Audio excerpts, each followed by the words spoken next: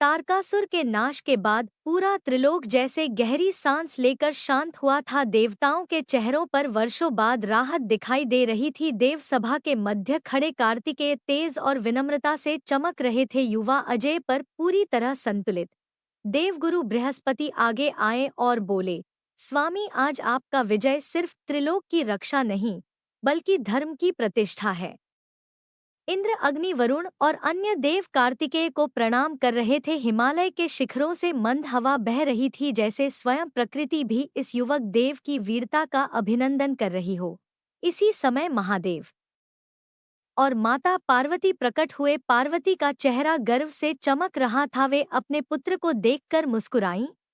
कार्तिकेय, तुम्हारा जन्म ही दुष्टता के अंत के लिए हुआ था। आज तुमने धर्म का मार्ग और अधिक उज्ज्वल किया है। कार्तिकेय ने झुककर प्रणाम किया। मातेश्वरी, मेरा प्रत्येक कर्म आपके और महादेव के आशीर्वाद से ही पूर्ण होता है। देवसेना से विवाह का संकल्प।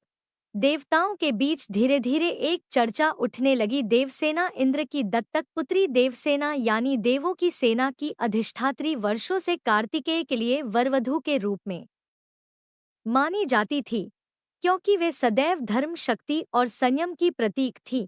देवऋषि नारद मुस्कुराते हुए बोले, महादेव, यह उचित समय है कि कार्तिकेय और देवसेना के शुभ संबंध को पूर्ण रूप दिया जाए।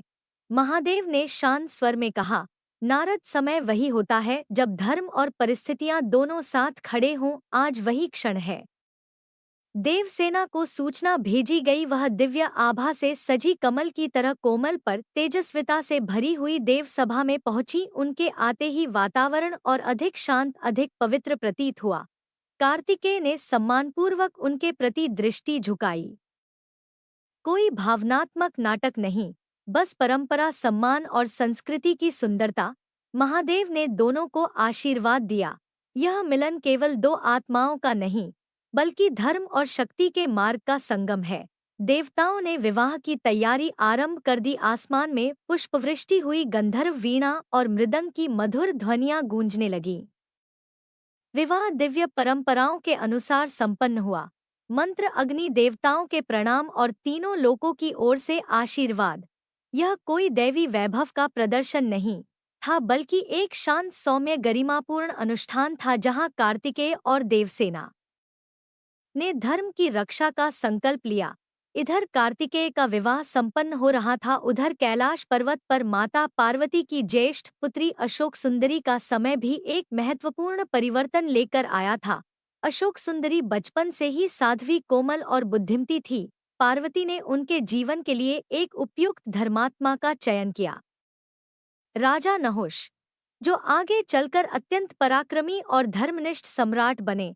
अशोक सुंदरी और नहुष का मिलन भी कोई दैवी प्रदर्शन नहीं था बल्कि एक शांति और सौम्यता से भरा हुआ संस्कार।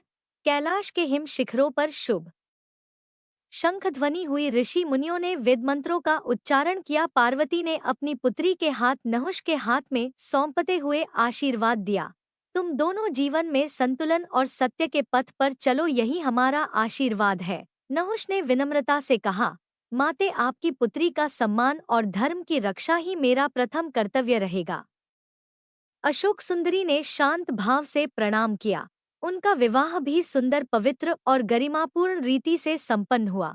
दोनों विवाह तीनों लोकों में स्थिरता और शांति का संकेत बने। कार्तिकेय और देवसेना धर्म और शक्ति की रक्षा के प्रतीक, अशोक सुंदरी और नहुष संतुलन, सत्य और कर्तव्य के मार्ग के प्रतीक।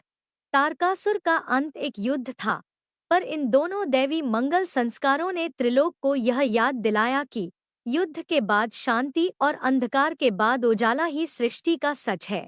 जय महादेव, जय महाकाली। ऐसे ही और वीडियोस के लिए डमरू को सब्सक्राइब करें।